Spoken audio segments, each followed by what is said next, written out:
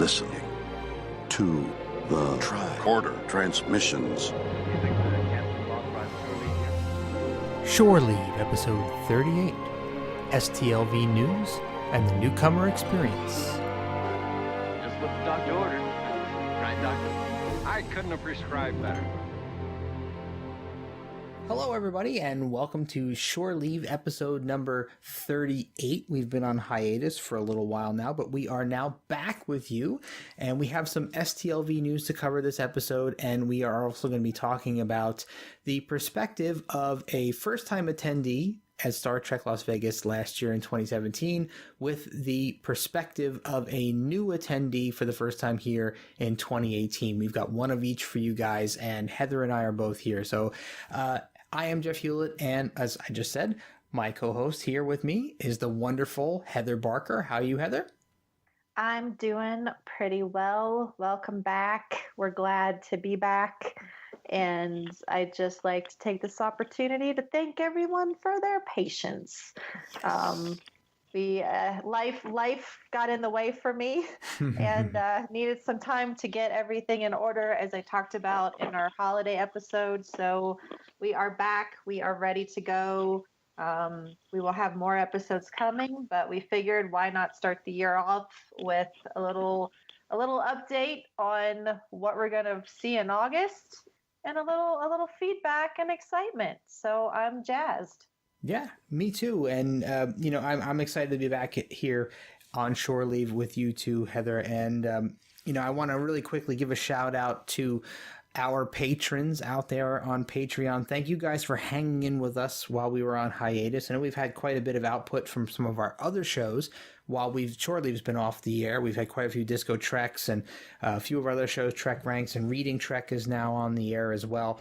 Thank you all for coming in and being here with us. And our newest patrons, by the way, thank you guys, Marty, Allie, Jamie McGregor, and Polyester.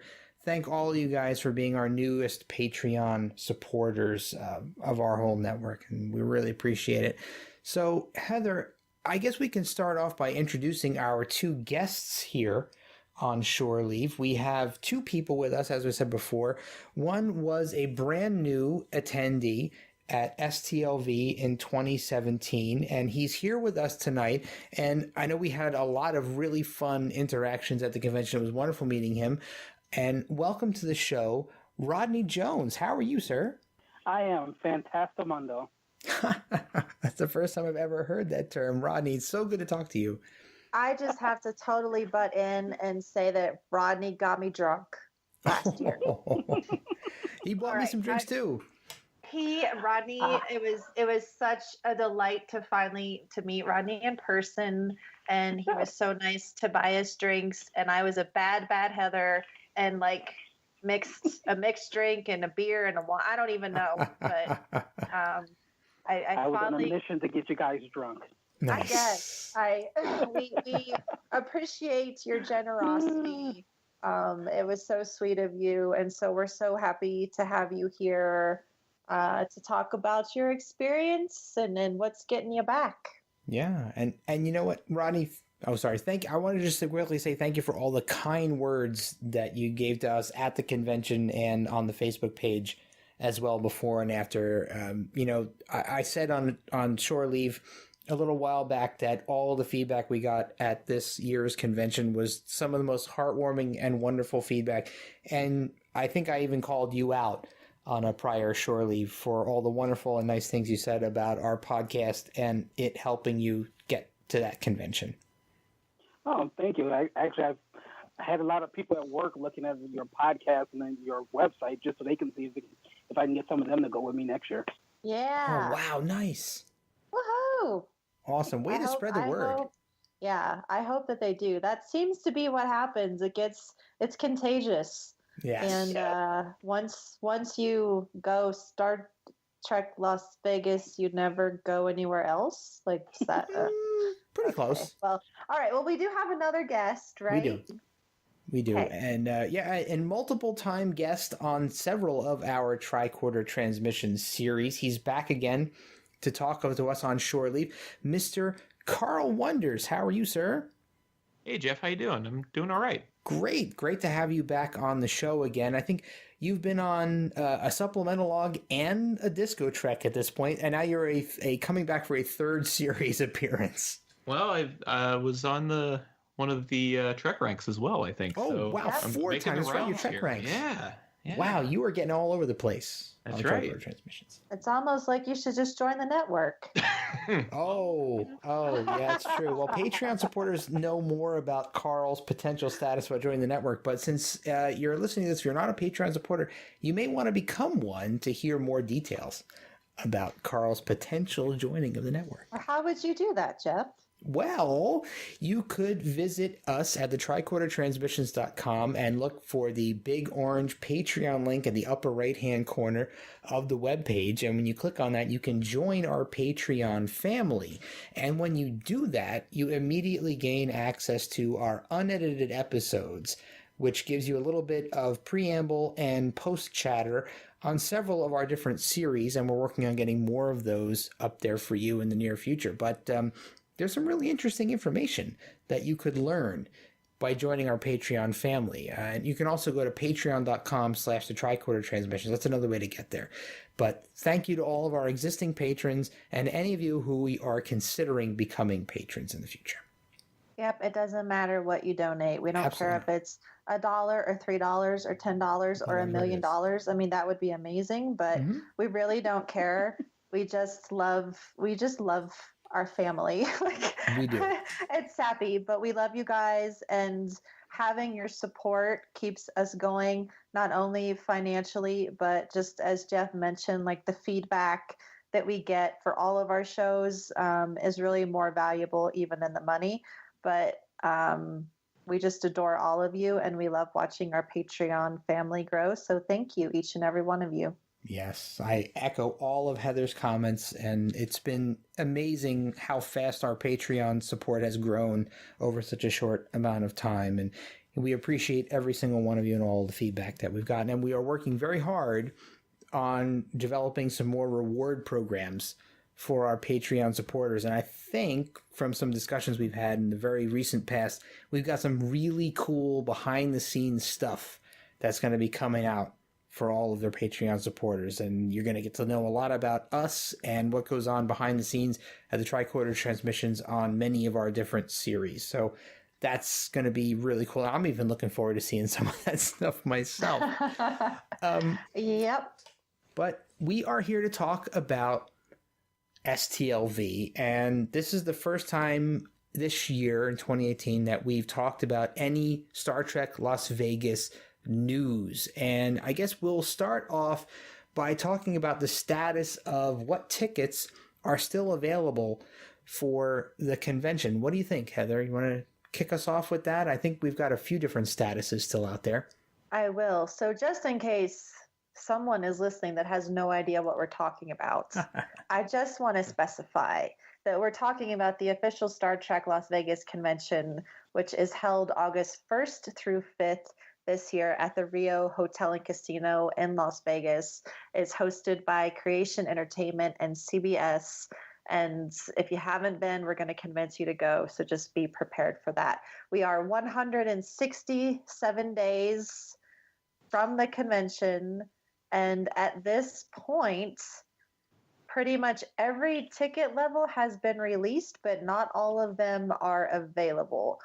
For example, gold package tickets are sold out in air quotes, but as we all know, Creation generally releases some eBay auctions with gold tickets closer to the convention. Now, given those packages are kind of hit or miss, sometimes they go for more than the retail price was, and sometimes they don't sell. So take your chances. If you want to go gold, then I recommend going back and listening to our STLV 101 series that we released last year, where we talk about what's included in the gold package as well as all of the other ticket packages.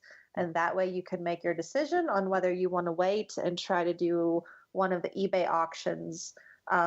Just as a note, we do still have the STLV buy sell group on Facebook. It's not super active yet, but it will be, and people can sell their tickets for retail price plus the ticket processing fee from creation. But it is a buy, sell at your own risk group. We're not responsible for anything that happens there. We do our best to vet people, but again, it's at your risk. But you can find captain's chair or gold package, captain's chair, pretty much all level tickets, sometimes even at a discount the closer we are to the convention. So gold is sold out. It looks like there are still captain's chair packages available for $869. There's still copper, which is a bit more, it's $469, so that's terrible. And believe it or not, there are still general admission weekend tickets that are still at the super early bird price of $305, which is an increase, a hefty increase from last year. And we kind of assumed that once these sold out, they would be re-released for, $50 more, $100 more. And I don't know if the people are speaking, but they've yet to sell out. So Yeah. the super early bird price may be here for a little bit longer. But that's still available. There's still preferred seating single day and general admission single day. So it's a good time to go ahead and buy your tickets. I got general admission for this year. That's kind of how I go these days, because last year I sat on all of 3 panels. So, well, I'm glad to see that the general admission early bird has not sold out yet. Because last year I think it sold out pretty quick, and then they wound up jacking up the price and then reposting them. So I was kind of surprised. I checked the site before we did this recording, and I was a little bit shocked to see that price still available. So, Rodney and Carl, did you guys buy your tickets yet? And if so, what levels did you buy, Rodney? Last year I had the captain's chair, but this year I'm going with the general admission weekend ticket. I looked at the price for the captain's chair and what I spent last year, and I'd rather spend that money in the vendor's room, to be honest with you. That is the opinion of a seasoned professional. Yeah. Only took them 1 year to get there. But... Carl, what about you? I'm doing the same, actually, and that's really on the advice of, someone else on this panel, actually, about the best bang for the buck, I guess. So, yep. It's really a jump between, general admission is $305 and captain's chair is $869. It's crazy.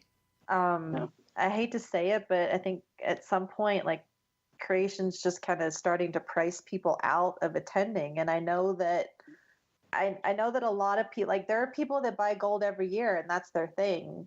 But for me, even with general admission, it could get to the point where I'm a Groupon person. But right now I'm kind of a baby and I want the lanyard and placard because I collect them. Yeah, me too. Them. Yeah. I don't necessarily need to sit that close to the stage. They have plenty of giant screen TVs. Exactly. And I was fine with that, Yep. Mm-hmm. Yep. So that's good to know. Good to know for Carl. Yeah. See? Exactly. Yeah, I think that's something that many of us learned after our first or second trips to STLV, buying the more expensive packages. And I think the technology's gotten better and better over the years. And over the last few years, sitting, in the middle or even near the back of that main exhibition stage is really not a horrible place to be. The screens are relatively large and the camera work is pretty good. So, going with a general admission ticket is a really good value.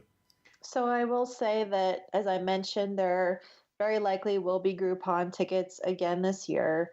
And I think those are typically released in June or July for about 50% off. Yep. So if you want to hold out, quite honestly, I don't think you'll have an issue getting those tickets. I don't think so. The only difference between that and a buying through Creation directly, well, even if you buy the daily tickets, you still have to register every day. Yep. And the line is not long at all. No, So, not bad. I mean, yeah, you miss out on the pre-registration on Tuesday night, and then of course having the placard and lanyard thing, but otherwise, it's pretty simple. So that's a really great way to save money. Mm-hmm. But I'm just a snob and I need my lanyard, so. I do like getting that special lanyard. I actually, if I had my video on right now, you could see them all hanging in the background in my little studio here. I've got them all hanging. Me too. Mine are all together along with my shore leave badge. Oh, mine too. And I will just say for the members of the unofficial STLV group that may be listening, that we do plan to bring back our own badges this year. Cool. Yeah, we got quite a great response last year. The only thing we're going to do differently is we're going to ship them all. So no pickup at the convention, because that did not work out very well. No, it did not. Yeah, we tried, but we could not please the masses.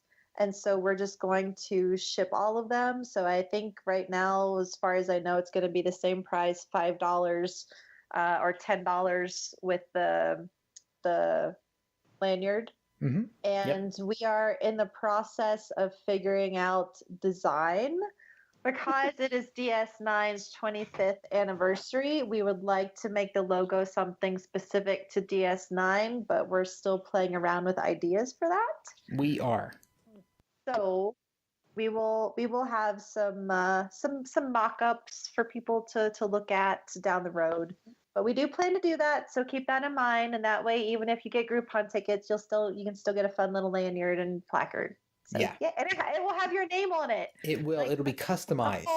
The whole point is that it actually has your name on it so that people know who you are. And you're identified as a member of the unofficial Star Trek Las Vegas convention group as well. Yeah. So you can find your family. Yes. And we had a lot of positive reviews. I think we had almost 140 people last year wearing those badges. And, we would love to see more of you out there wearing them. It's just a source of pride for all of us, as a group, as a family who come together on Facebook all year round and appreciate each other's company. And, we were so happy at the response last year that we're looking forward to doing it again this year. Thanks for bringing that up, Heather. I almost forgot to say that. Yeah, no, I think that the biggest payoff, so to speak, is the fact that people see the lanyards and ask where you got it, and then you tell them about the group, and then they join the group. So it's just a great gateway to bring people to the community and help highlight for them what it is that we love so much about STLV, and that it's the people. And I know there's always so much hesitation about, am I going to be by myself? Even when I went from my first year was 2009, but it wasn't until 2013, that I went completely by myself, staying by myself. And I knew people, but I was still worried. And I'm like, am I going to just be eating dinner by myself and being lame? And thus begins the great friendship that is Heather and Claire. So, yeah. And I'm sure we'll hear about Rodney's experience in a little bit. I had a blast. Yes. We have a little bit more to get through for STLV news, by the way. We get sidetracked here on Shore Leave talking about the convention so much because we all have such an affinity for it. But so current guest status, we are at around 70 guests.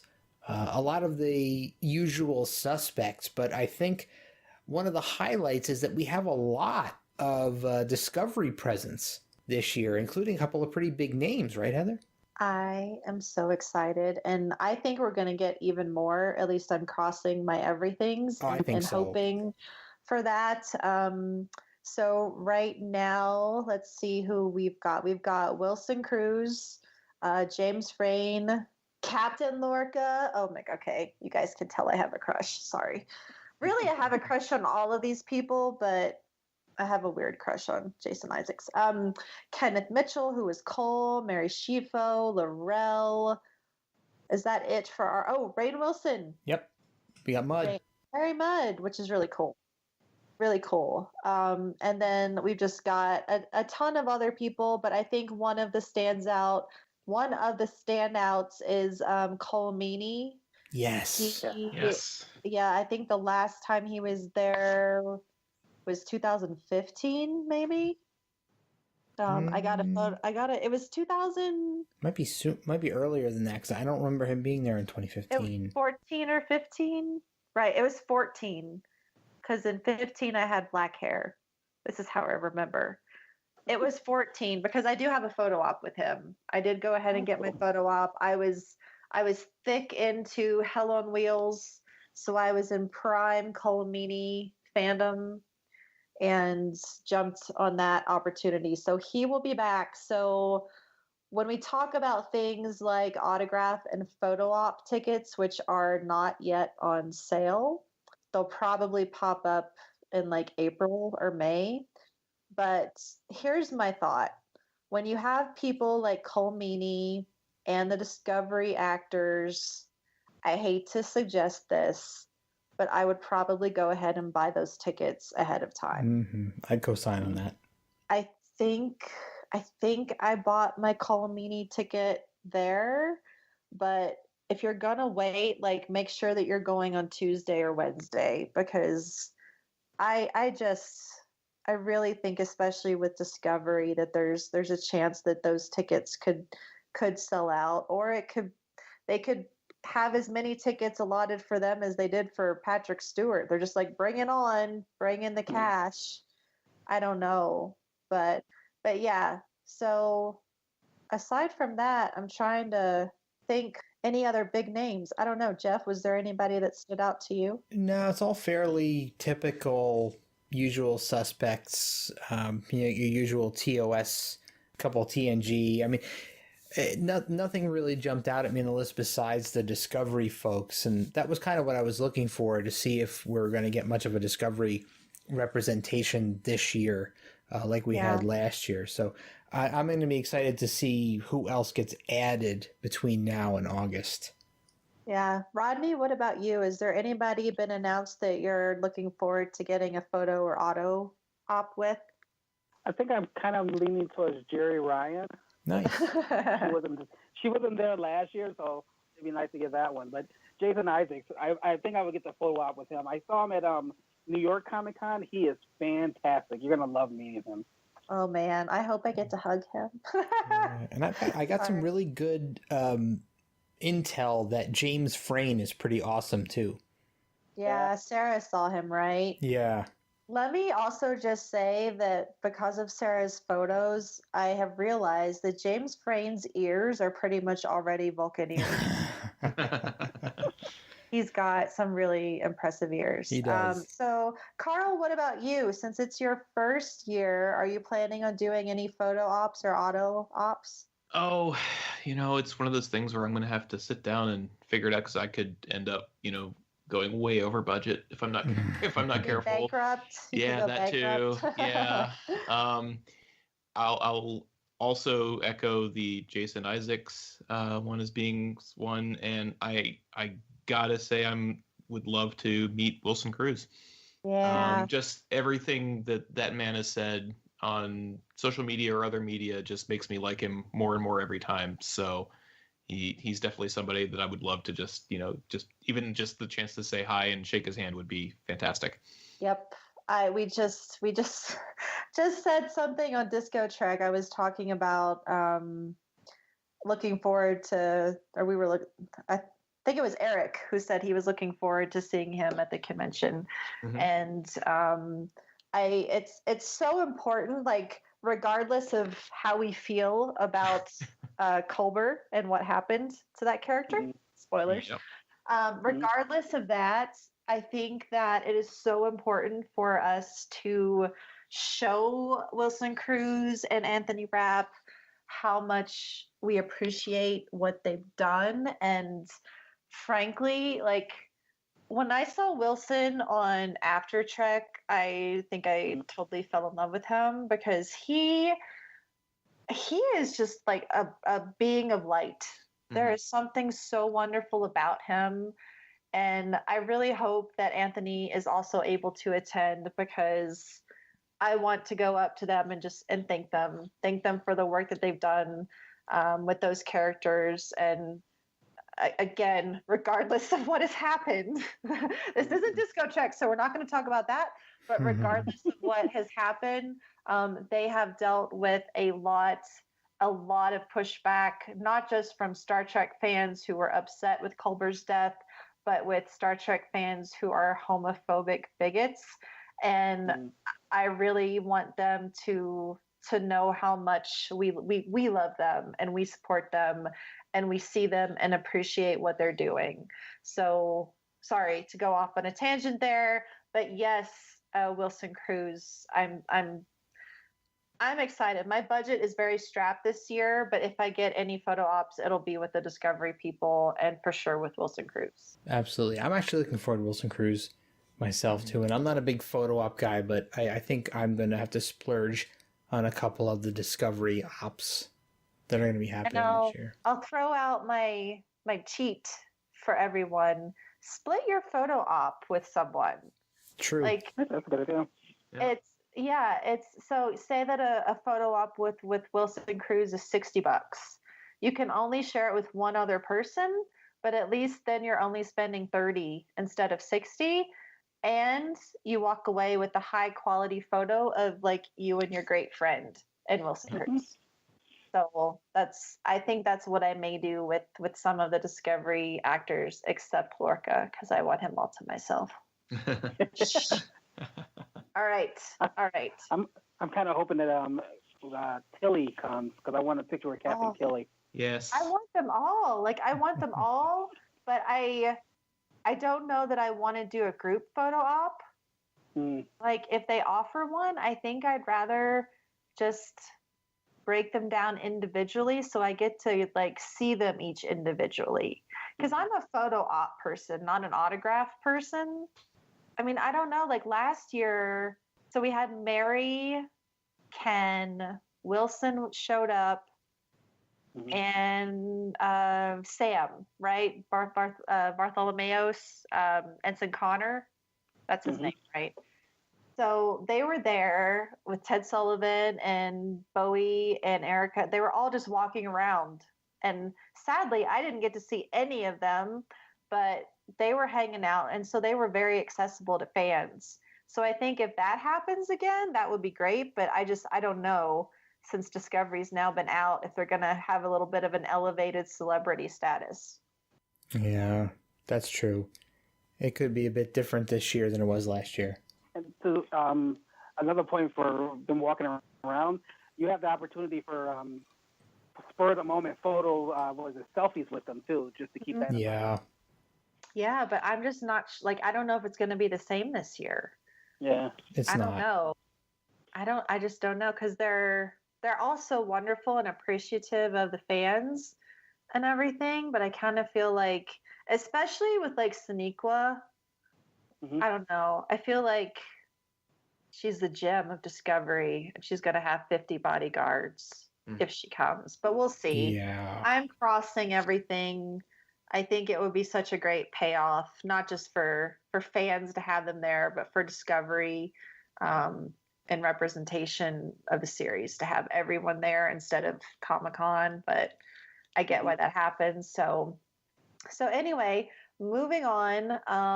There are still rooms at the Rio. You can still book online. You can go to the Creation website, to hotel, and the rates are still, they're comparable to what they have been, $79 a night for every night except Friday or Saturday. Those nights are $129. And then the Gold Coast, I think, is about half that price. Yeah, pretty much. And as far as I know, so we have the post in the group for the Gold Coast with the group rate code. It is better to call the Gold Coast than to try to book online. A lot of people were having issues where it was sold out if you try to book online, but if you go ahead and call and give them the code, that should get you a room. So it's a great option for people who don't mind the walk. And again, we talk about that in the STLV 101 episode. So we just wanted to let people know there are still rooms. This is not the 50th anniversary. So everything is still available except for gold tickets. I was going to really quick, since you mentioned STLV 101, I was going to throw it out there. And, we've got 3 of those episodes out that you can go and reference. But I know, Heather, you and I kind of batted around the idea of maybe doing a closer to the con, of course, maybe a quick addendum to STLV 101 with maybe some new information. So keep your eyes peeled. Yeah. Maybe we'll do that. For sure. So some quick breakdown things. We do have the Nevada Pops Orchestra returning to do the Saturday night gala. Tickets for that are $50. Rodney, did you do the gala last year? No, I think I was drinking. But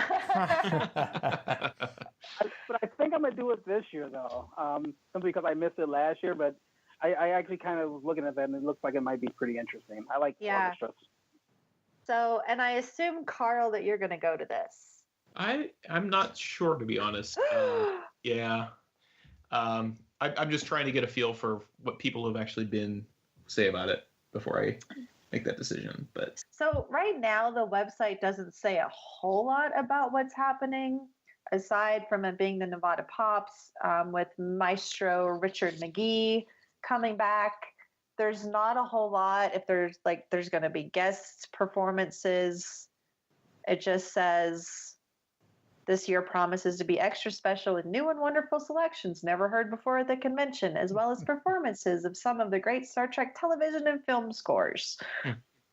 So, look, I have enjoyed it. Well, no, I might have to go. Yeah, I think if it's something that you've never done, especially if you're a music nerd like most of us here are,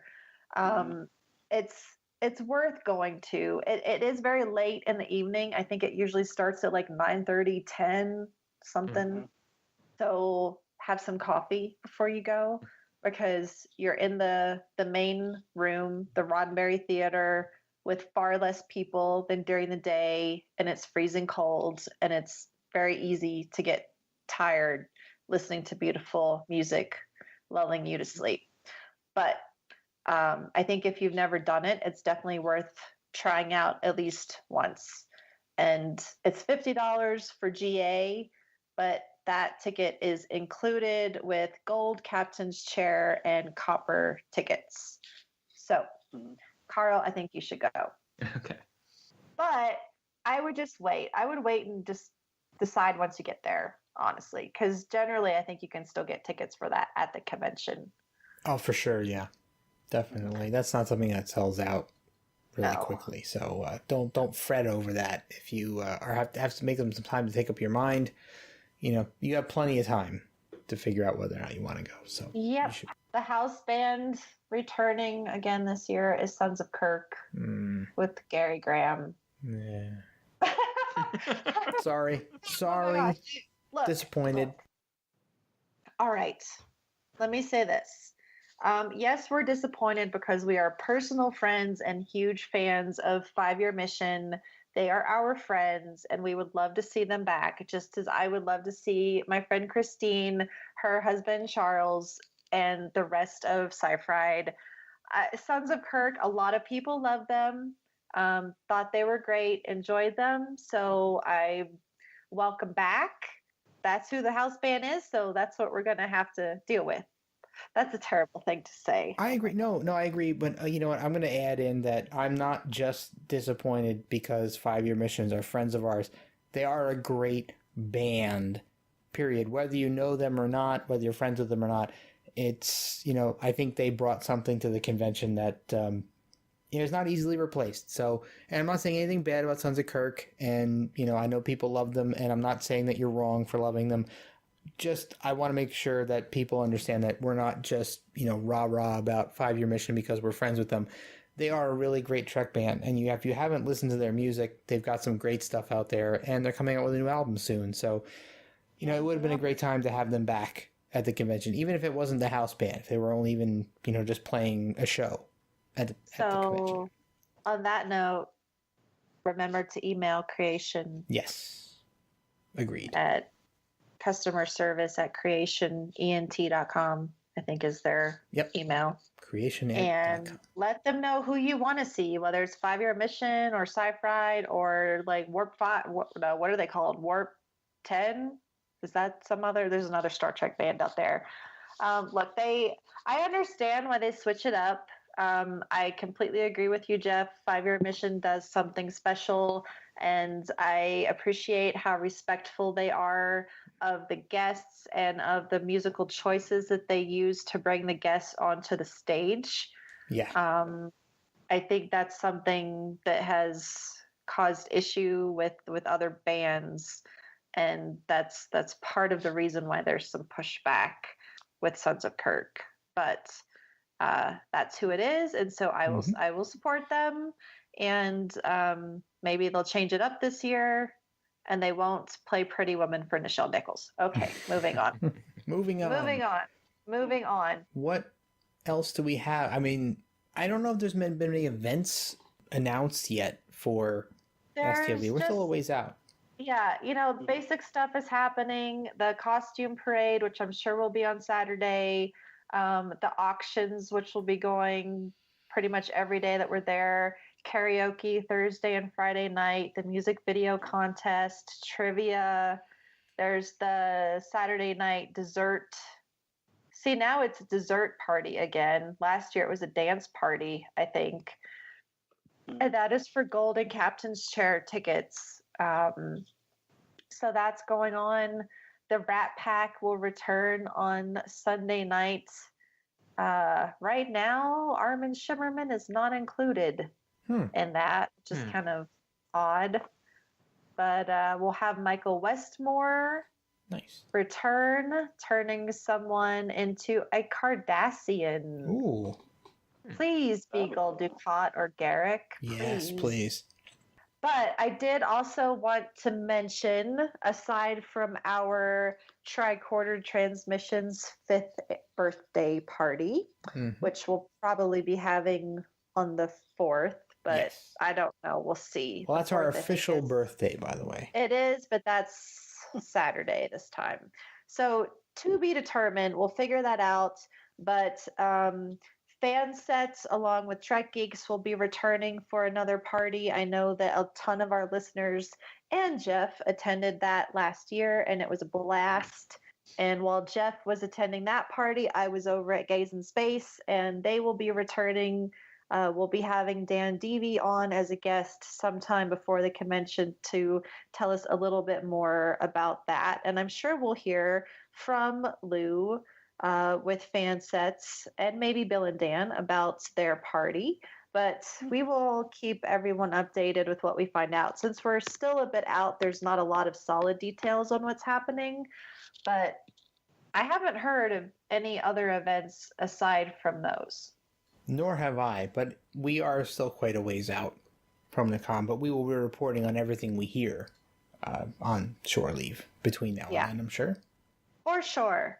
All right. And so for the record, one of the reasons why I went to the GA this year was that there, in the captain's chair, there were a number of events that conflicted with some of these other events. Yeah. And I was kind of wanting to go to some of those events, like the Fan Fest and the Gaze in Space, but, I paid for the $199 dinner thing, so I was going to the $199 dinner thing. Yeah, exactly. Yeah. Well, since you bring that up, I think it's good to go ahead and move into our discussion about what it was like attending for the first time and what it will be like attending for the first time for Carl. So I guess my question is this for Rodney first, is what made you to decide to attend STLV in the first place? Primarily because I was kicking myself I didn't go to the 50th anniversary. And it was a bucket list item for me anyway. So I'm like, let's just go ahead and do it. It was a blast. How did you find out? How did you find out about it? I think I was just floating around Facebook. Okay. And found some stuff about like STLV, blah, blah, blah, blah. And I'm like, this is pretty interesting. So Googled it and saw some of the pictures from the 50th, and I didn't find out about the shore leave thing until I started like going through doing some searches online, and yours was like had a lot more information for newbies than a lot of the other ones. And because it's the unofficial one, it had a little bit more official credence for me, if you will. People seem to be able to say things on yours, not offensive, not anything like that, but we're a little bit more, I don't know, I guess real about what their opinions of what was good and what was bad, blah blah blah blah. Yeah. It's interesting because the official Star Trek group does have 3 times the members. I think they have 15,000 members in that group. But it stays pretty quiet, and it's funny because they seem to take some notes on moderation after us. They didn't used to moderate the posts that came through. So now, just like with our group, you submit your post and then it gets approved by an admin. Although I will say, they're pretty good with some of the stuff they let through. It's a good place to ask more official questions that we may not have answers to, like why something is the way that it is. Why do you charge us $8 in shipping and handling when you email the ticket? Yeah, exactly. But it just doesn't. I don't want to bash their group in any way. It's just that once I became an administrator of the unofficial group, it's a family, and I wanted to create a family environment and to keep that there and to keep it a place where people are respectful and feel that they can share their opinion, whether positive or negative, without being attacked. And so yeah, we don't tolerate hate, and we don't tolerate being a jerk.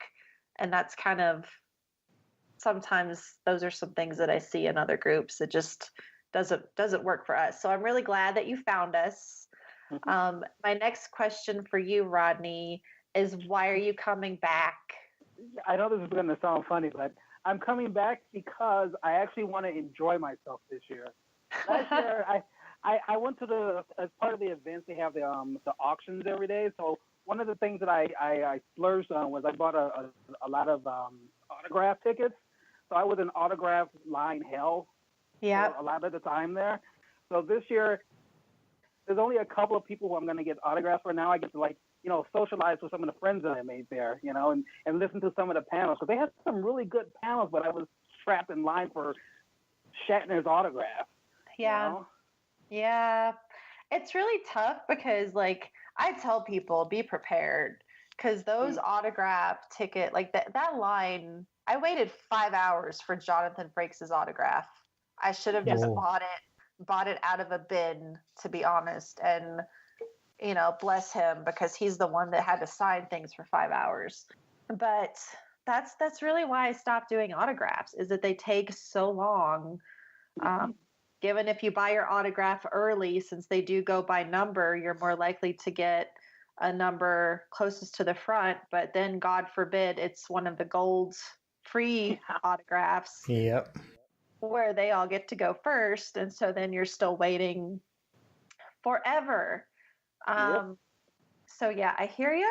And it's funny because I think all of us have a similar story where the first year we go to see the stars and we go to see the panels and get the autographs and get the photo ops, and it's like a full-time job. And then we start to figure out this isn't as much fun as hanging out with my friends. So eventually, to this point, I typically don't even do photo ops anymore. I did one photo op last year, and that was only because Jeff was so ridiculously sweet to give Claire and I the photo and autograph op that he won for Mae Jemison. So that was very cool, by the way. I saw the pictures online. Yes, Jeff was the best. Claire and I really enjoyed getting to meet her. And honestly, like if the Discovery crew wasn't coming this year, I wouldn't be getting any photo ops. But now that we know that about you, Rodney, I'm curious, Carl. So, Carl, you've kind of been a member of the community for a while via Twitter and then Facebook. But what made you decide to finally throw in the towel and make it to STLV this year? Well, at the risk of, I should go back a little bit. So I remember, and I'm going to date myself a little bit here, but I remember when, and this is again going way back, but when Star Trek VI came out, there was a TV special on TV about the 25th anniversary of Star Trek, and one of the sections of that special, it was like a 2-hour TV thing, was about the old conventions. When that was all you had this in the 70s or 60s and 70s, when you had people going to these Star Trek conventions, and that's when they would get to meet the original crew and everything. And that was really how they kept Star Trek alive. And I remember thinking at the time, I was, 11 or so, that it looked really cool. And wow, I'd love to go to one of those things. And then, I just, life intervened, and I started hearing about, Comic-Cons and these giant things that just seemed so overwhelming, and that I would, go and wait in line for hours and hours and hours and things like that. And I kind of completely forgot about the concept of a Star Trek convention.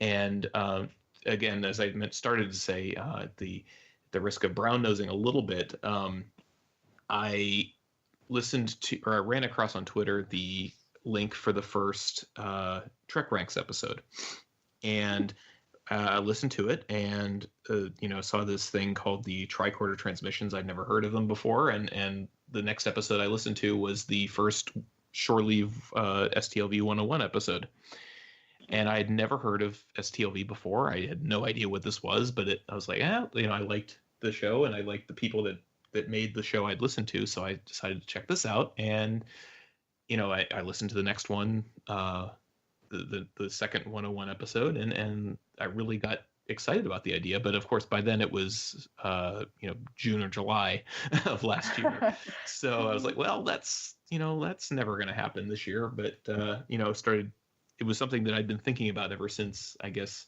before last year's STLV started. So just kind of set said, I'm going to see if I can get this done, and here we are. But it was really a combination of early in my life being clued into this concept of what a fan convention was, and then hearing you guys talk about it. Aww. So this is all you're doing. there's a Snapchat filter where it's like little hearts above my head. That's basically what's happening right now. I'm like, oh.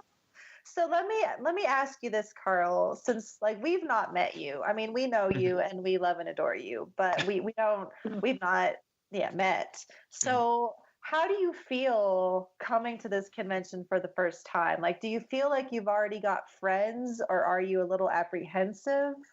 A little bit of both. I feel as though, I've gotten to know a lot of people through social media, which is a big, I'm not going to be going there by myself, so to speak. Mm-hmm. I'm hoping that, at least at some point I'll be able to say, hey, we're, meet up somewhere or what have you. But it's funny because in a previous life, I was a science researcher, and we would go to science meetings. And the one that I would typically go to every year, it's called the Society for Neuroscience meeting, and it has usually between 30 and 35,000 attendees. So on the one hand, it's kind of intimidating to go to something like this without knowing really anybody. But at the same time, I've been to big meetings. Mm-hmm. I think I'm guessing STLV is what, 3,000-4,000, something like that. Around it's hard to say. 6? Okay. Yeah, I think that the main room seats close to 6. Is that? I think that's about right. Do you remember? Okay. Yeah, 5,000 something, I think. Yeah, so it's big and it's a lot, but I just tell myself, well, I've been to one that's 3 times the size or 4 times the size, and survived.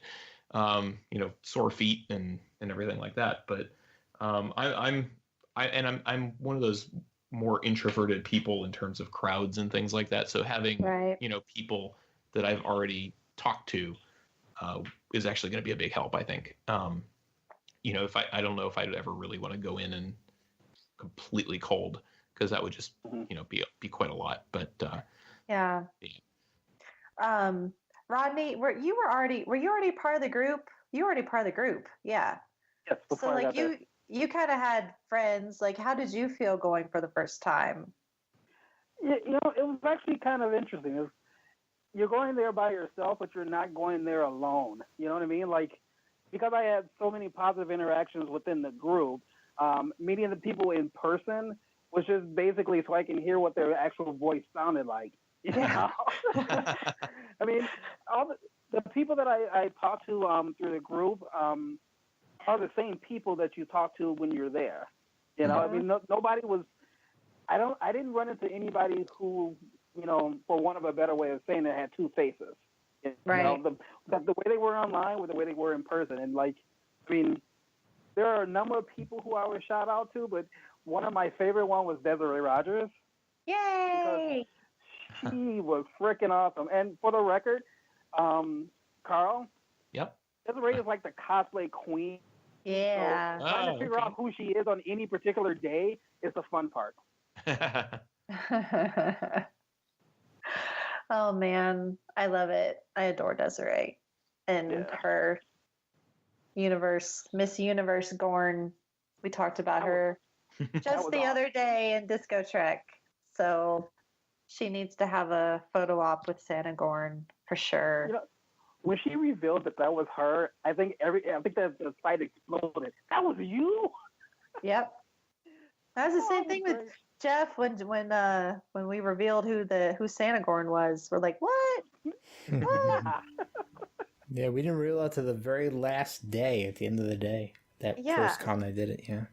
So speaking of cosplay, that's a good segue. Speaking of cosplay, Rodney, I don't remember you doing any cosplay last year. Did you? No, all I had were my Andorian antennae. Right. Which I purchased from a vendor there. Can I say the vendor? Yes, you may. From Make It So. Hey. Sorry. It was freaking awesome. So I still have them. I wear them at work when I'm feeling pretty down. I love it. But this year, I think I'm looking at getting at least one or two uniforms for Captain Sisko, who's like my personal favorite captain. So I'm thinking I might get a couple of uniforms and maybe even do I forget what the name of the episode was, but when he was Benny Russell, the writer from the 50s.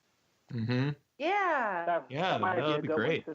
But I'm looking into that because, I already have the bald head and the goatee, so how hard it is. I'm excited. I'm gonna harass you for the next 6 months so that you do that. Please. I'm a big proponent of joining in the fun. It's just a lot of fun. It depends on how far. I mean, I'm sure that people that go all the way and paint themselves green or blue or whatever, I mean, that's a lot of fun too. That's more than I want to do right now, but it just adds another level to the convention that I think is just it's just a fun way to experience it. And I think I've seen some pictures, Carl. I think you've got something planned. Yeah, I would say a little bit. I had a sort of a loose theme in my head at one point because again, going back to my science background, being a doctor fan and a doctor of sorts, though not the right kind, I was interested in doing some kind of doctor theme. So I have the one, the disco uniform. So there's that. And one I thought of actually, I thought I was going to be clever and come up with something a little offbeat, and it turns out that Jim Morehouse has already done that costume before. Much to my chagrin, although maybe there could be two Dr. Nichols around. You never know. There can always be two, and I want a photo op with both of you. And there's one that I half jokingly but may actually do. I made a very controversial comment about the theme to Star Trek Voyager that gave me a lot of, I got a lot of crap for it, if I can say that. And the idea, even though this doesn't fit in my theme, but I may have to do some sort of a Jerry Goldsmith get up just to kind of redeem myself. But we'll see. I mean, I can get a long white wig and some glasses and things, and walk around and pass myself off that way. If anyone would know who it was, but that's also part of the fun. So Yes. Somebody will figure out who you are. Yes. Somebody will. And there's one other one potentially that I may have made the rounds, but I'm not going to say what that is because it's special. I'll just say spoil it all. You don't have to tell us all of your secrets. Oh no, I wouldn't do that. No. But I'm curious. So, as someone who's coming for the first time, like what got you to the decision that you wanted to do all this cosplay? I enjoy it. So there's I didn't this year for some reasons, but I live near the Washington D.C. area, or in Washington D.C. right now actually, and there's a fantastic Renaissance festival in Maryland that's about a good hour away, and going there and seeing a whole bunch of people doing first people do the typical medieval cosplay, and then about halfway through the run, which is in the fall, thankfully because it's too hot to do it in the summer. People start getting weirder and weirder, and you get things like Boba Fett in a kilt, or just off the wall things. And I've done like a Doctor Who cosplay before, at that. So I've dipped my toe in the water a little bit. It's just something that who doesn't want it? It's like you almost like get to be a kid again and get to dress up like your favorite characters on TV and walk around and nobody looks at you funny about it. So, I mean, Nope. what would be better, Nope. I mean, they may look at you funny if you're wearing a stormtrooper outfit, but Oh, yes. You'll be accepted though.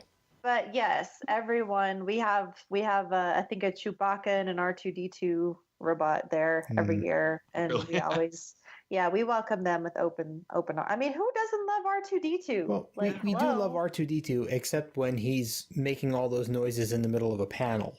Oh, lordy lord. You just need William Shatner there to tell him to self-destruct or something, talk him into that, and then that would cure that problem, I guess. But Well, I am certainly excited to hear that both of you will be doing cosplay. Rodney, emphasize on the will be doing cosplay. You can't back out now. I think we're gonna probably see Santagorn again, and Santagorn's elf, and Santagorn's minions, and I don't, guys, I don't have any I don't have anything special planned. Should I? I don't know. Discovery cosplay? I don't. So Heather Burnham? So I think if I do a Discovery type cosplay, I might go like super chill with what did they call them? Lowlifes. On the going to quote Kronos, she's like dressed like lowlifes, which is apparently a leather jacket and a scarf. Pretty much. It's the same thing that Uhura wore in Into Darkness. So I was like, that's a super easy cosplay, but I don't have anything major planned. I probably will do Cheerfleet again this year. That's really the only, I'll bring my red dress, I'll bring my TOS dress, but I don't have anything special planned. I feel so strange. What's wrong with me? Dude, it's a long way off, Heather. You have plenty of time to plan. I don't know. The guys, it's February. It's like the middle of February. We're going to see each other basically tomorrow. Like, that's how fast it's going to go. Mm-hmm. It's going to go so fast, and we'll all be together. The good news is that I've already been sick this year, like twice. So I'm getting my con crud out of the way already. It's February and you've already been sick twice? Yep. Wow. Yep. Thanks, flu. Sorry. I don't know that I had the flu. I just had some other stomach issues. It's stress. I'm going through a very difficult time. So my immune system is compromised. Okay. So here's a question Rodney, since you've already been and you're going back, what are you looking forward to the most? That's a good question. I think I'm looking forward to seeing some of the people that I met but didn't get a chance to really in depth have a good conversation with. You know what I mean? Like, Yep.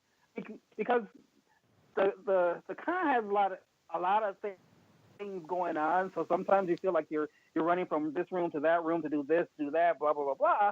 But I don't think I had a chance to really sit down and engage as many people as I wanted to. And I think that's what I'm looking forward to mostly right now. You know, I mean, there are some really cool people there, and you know, I feel like I only barely scratched the surface of some of my conversations with them. Yeah, You know? I feel like I barely got to talk to you. And that it happens every year. And I think part of it, you get caught up in the running back and forth. And like you said, when you're there, the first couple of years that you're attending, you're running back and forth, getting photo ops. And I mean, I hate to break it to you. Okay, so just don't start a podcast and you'll be fine.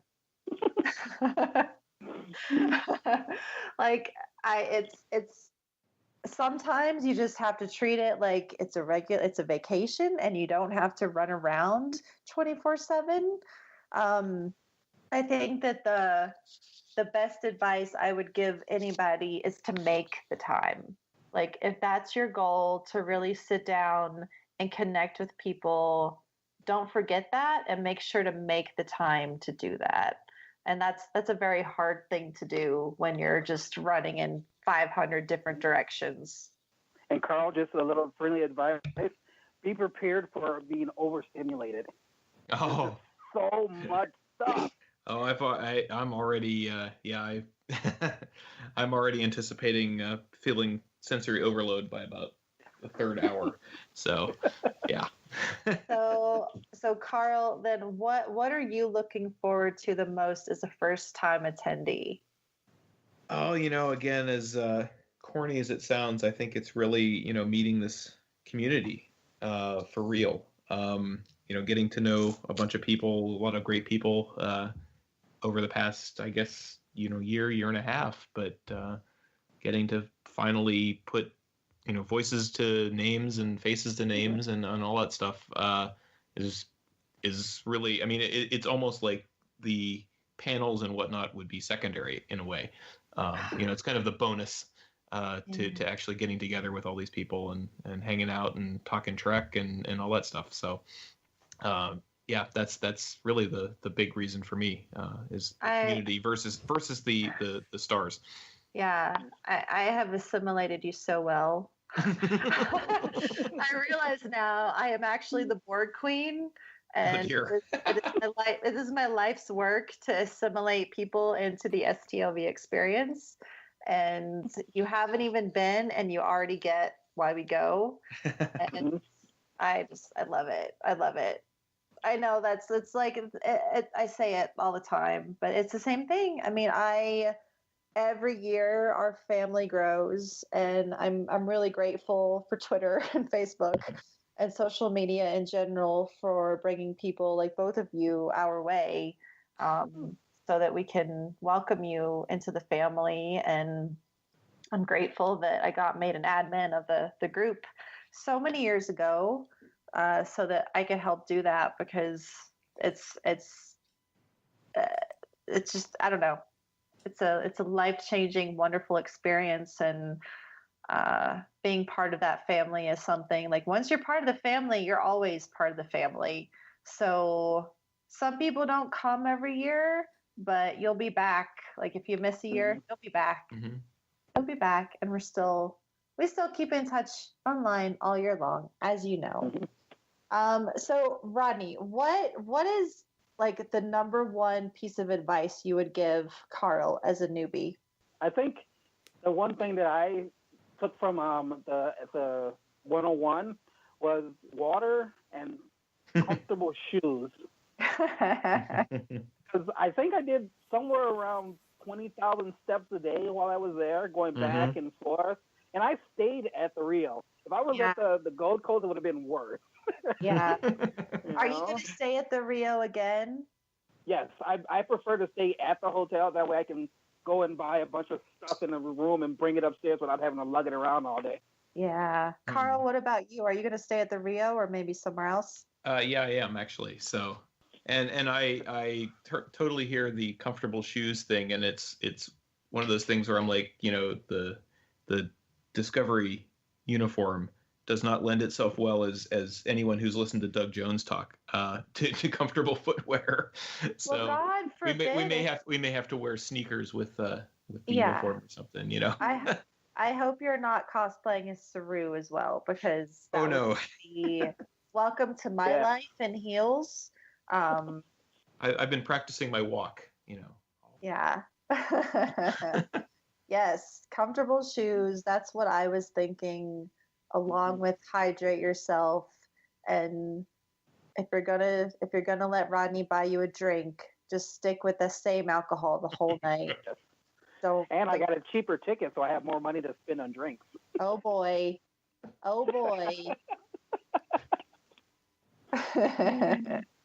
Well, so Carl, do you have any questions for all of us veterans of STLV? Oh man. I think the 101s that you've done in the past, I think really covered a lot. I may have more. I really haven't had the time to sit down and think, specifics yet, other than, finding out the one event that I changed my mind on as we were speaking today. But no, it's honestly, I think no matter, and this is my experience in other types of events like this, it's going to be overwhelming no matter what. So yeah. I may be the one that's like asking a million questions on site, but who knows? But I think conceptually I have a good sense, but I don't think it's actually going to hold up when reality sets in.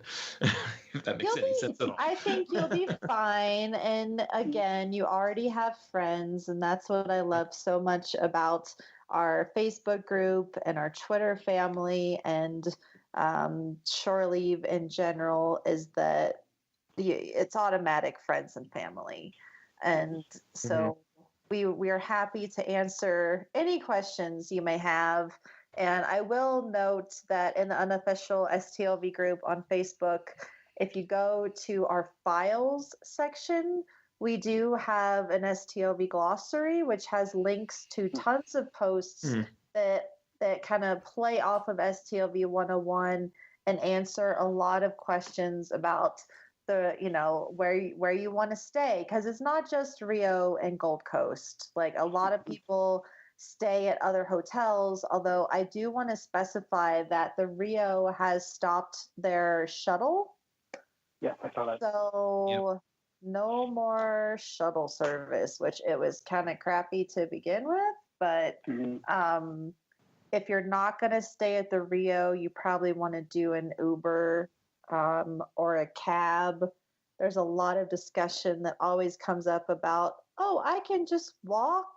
And we do not recommend walking in August. Not at all. Things are a lot further apart than they appear.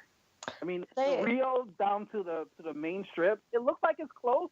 It's not close. 25-minute walk. No, it's not close at all. And it's treacherous. Yeah. Yeah. Yeah. And I am kind of like, I don't know if I will fight to the death, but when we talk about Gold Coast, I stayed at Gold Coast in 2012, and it wasn't terrible. Like, the walk is not terrible, but getting from your room on whatever floor you're on all the way down through the casino, across the street, and then, mind you, where you enter into the Rio, you still have to walk all the way to the convention hall. So I'm sorry, but saying it's a 2-minute walk is BS. Beep, beep, I think we can pass with saying BS, right? Yep. It is more like a 20-minute walk. So again, with the shoes and depending on what cosplay you're wearing, it's totally a great way to save money. And I think that the rooms are great for what you're paying. I totally recommend it if you're looking to save money, but just don't it's not 2 minutes. Like it's a lot more than that, and it's hot, and it's been really hot already in Vegas, and it's going to be probably close to 100 when we're there in August. So just keep that in mind. As someone with a disability, I like to remind anyone who also has a disability or is immunocompromised, stay at the Rio, pay the extra money. Although if you're immunocompromised, stay somewhere else. You don't want Legionnaires. Just kidding. You don't. Look, I'm not worried about Legionnaires this year. It seems like they've gotten that under wraps, but if you are immunocompromised, if you're a transplant recipient, anything like that, I would stay at one of the smoke-free resorts or casino. I don't think there are any casinos that are smoke-free, but there are several hotels in Vegas that are smoke-free, and you can just take a cab. I'm not sure price-wise how it is, but it's Rio is smoky. All of those casinos are smoky.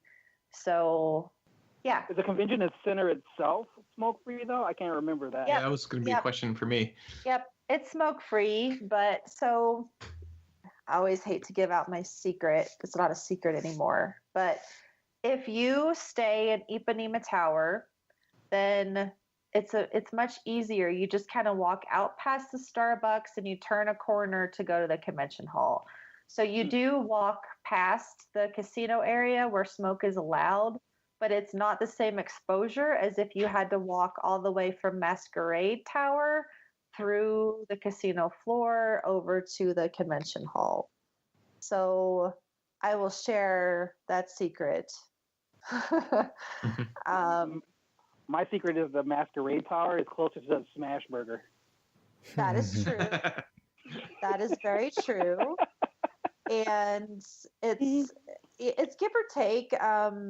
Some of the rooms in Masquerade still have not been updated, so just be aware that you may get a shower with a window in it. Yeah, that's weird, isn't it? You have a roommate, that's weird. Depends on your relationship, if you're like staying with your partner or whatever. But if you're staying with somebody you don't want to see you naked, you probably don't want a window in your shower. But anyway, oh wait, the rooms have refrigerators. So they if do. you go to the grocery store, you can store extra water or Coke or something for breakfast, that kind of thing. Mm-hmm. Yep. That's something that we talk about in STLV 101. And then also in our episode that we did with Syntaholics, which was STLV on a budget. Yeah, right. Because we talked about ways to save money with food because Vegas is expensive. And even if you eat at Smashburger 5 times, like I do, or 10 times or a lot, then you still spend money. So if you get in early, or just whenever you get in, you can get an Uber, you can get a cab to take you to one of the many grocery stores. And our buddy John Krikorian, who is in the first episode of STLV 101, is a great resource for all the places to go, whether you just want to go to a regular Kroger type grocery or you want a health food like a Whole Foods or a Sprouts. He is your guy. And you can go there. There are some people that bring their crock pot and their Instant Pot and their rice maker, and they've got they're going full Neelix in their room. Yeah. And I'm like, hey, can you feed all of us? But as long as they're not making grilled cheese, which should be fine. But yeah. No coffee pots in the room. At the Rio, they drive you to go down to the Starbucks so that you wait 10 hours for a $10 coffee. Actually, I bought my own coffee pot. I went to Walmart, $10 coffee pot. Saved a lot of money that way. There you go. So, yep, lots of good ways to troubleshoot what could be a very expensive endeavor. It's up to you on what you want to do. Jeff, do you have any questions? Anything you wanted to ask our guests? Wow, you did such a great job of asking all of those questions. I don't really have much more that I could bring up. I just will say that I'm looking forward to meeting Carl at this convention. Likewise. We've talked so many times on Twitter and on our shows. It's going to be nice to put a face to the voice. Absolutely. You need to get on Twitter if you've not seen Carl's face, because I've seen Carl's face. Well, I have yet to see Carl's face. I've been absent from social media for quite a bit. I've had some life changes, so I haven't been around as much as I used to be.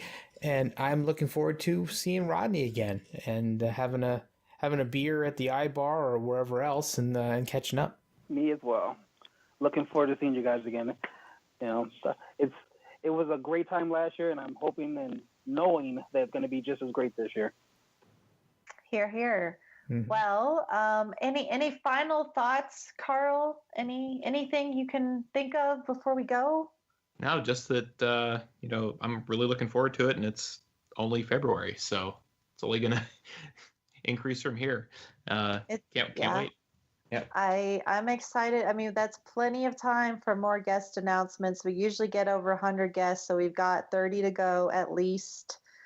I don't know any besides Discovery people. Is there anybody else that hasn't been announced that you're interested in seeing? Avery Brooks, because I love Cisco, but oh man, that's a tough one. Yeah. Last time I saw him at a Comic-Con in Chicago a few years back, but I haven't seen him at anything like this. Yeah. And, man, we should all. I wish, no, that would be creepy if we all sent him a letter. Or you could all fly out here in New Jersey and I can drive you to his house. I know. I was like, we could just send letters to Princeton, because he's still a professor there, right? Or do we know? I don't think he is, but he lives in Princeton. Okay. It's a tough thing, and a lot of people talk about his health, and I don't know the status of his health, but he's kind of made it clear with the DS9 documentary, What We Left Behind. He didn't participate, and it kind of seems like he's checked out of Star Trek, which is really so sad. Yeah. So sad. Phenomenal man. Oh, Carl, there's one thing I forgot to mention. Mm-hmm. Klingon karaoke is a must-see. There's the two ladies who did Killing Me Softly in perfect Klingon. It was hypnotic. Wow, I can only imagine. Oh man. Yeah. That sounds. And it's free. You don't have to pay anything extra for that. Woohoo! Celebrate. All right. Well, Carl, any final thoughts? Well, you asked about guests that you were hoping to see. I mean, and this goes back to the Michael Westmore thing, but I would love to see Andy Robinson show up. Basically anyone from DS9 for the 25th that isn't already on the list. So nice. It's my absolute favorite of all the series. So Here. I'm sure that we're going to see a panel. Hopefully they won't make us pay for that panel. I don't think that they will, considering it's a different cast, but I'm really hoping that we see something like that. And man, I don't know. There's so much that we don't know, like the panels and what panels there may be. Now I'm starting to get super excited. Super duper excited. Well, Jeff, anything that you're looking forward to? Anybody you want to see? Yeah, I think I may break my no photo op streak over the last couple of years to get my James Frain picture. Yeah. That Sarek was amazing, and I am looking forward to getting a photo with him. I am saving all my pennies. I'm like a little squirrel and just stashing. Because like I said, I definitely, right now it's just Discovery. I'm in Discovery mode, and I want to have my 5 seconds with them to say thanks for coming and thanks for what you've done. I hope that everybody has a table, just a regular table that you could go up and be you're awesome. I don't know, but I'm definitely. Yeah, I just my biggest hope is that we get the entire cast of Discovery.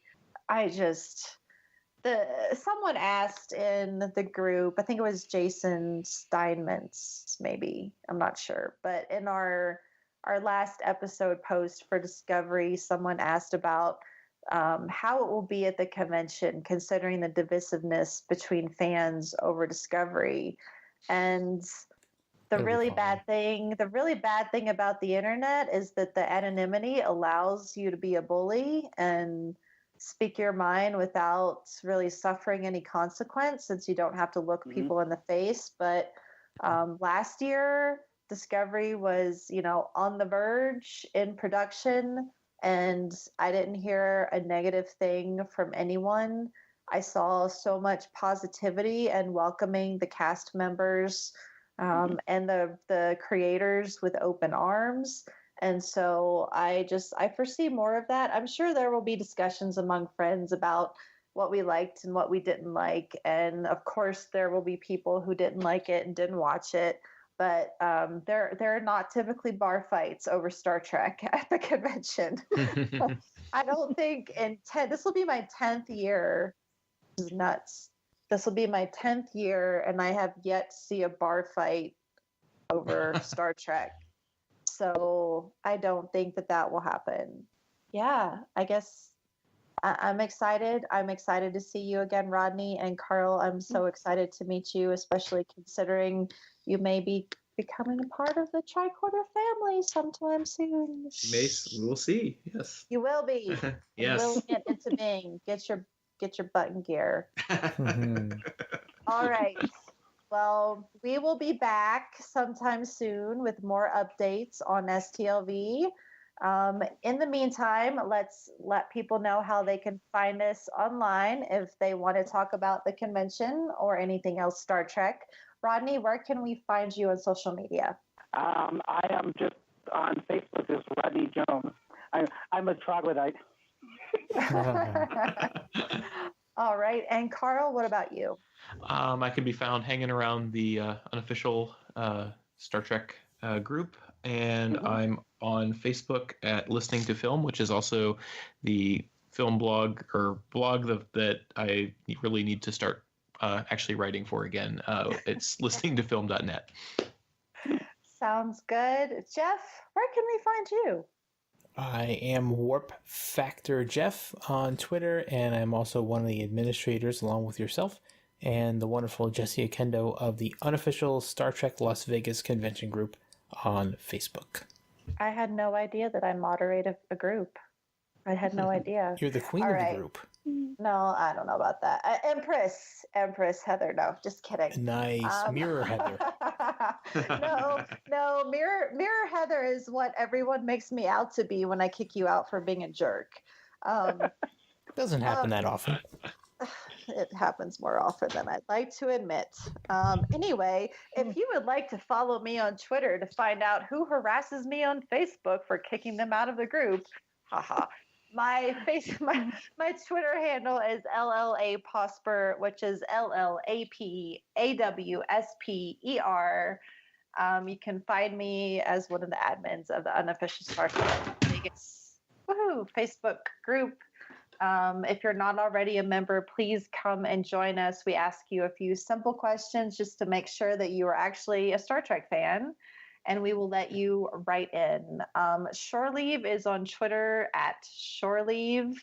Tricorder Network is Tricorder Show on Twitter, and we are the tricordertransmissions.com. And we also have Facebook pages for the Tricorder Transmissions and Shore Leave, so you can find both of us on Facebook as well. I think that brings us to a close for tonight. We are super excited. By the time you guys hear this podcast, we'll be even closer to STLV. I can't wait to see all of your beautiful faces and be reunited with my Star Trek family. So until then, live long and prosper, and long live the Empire.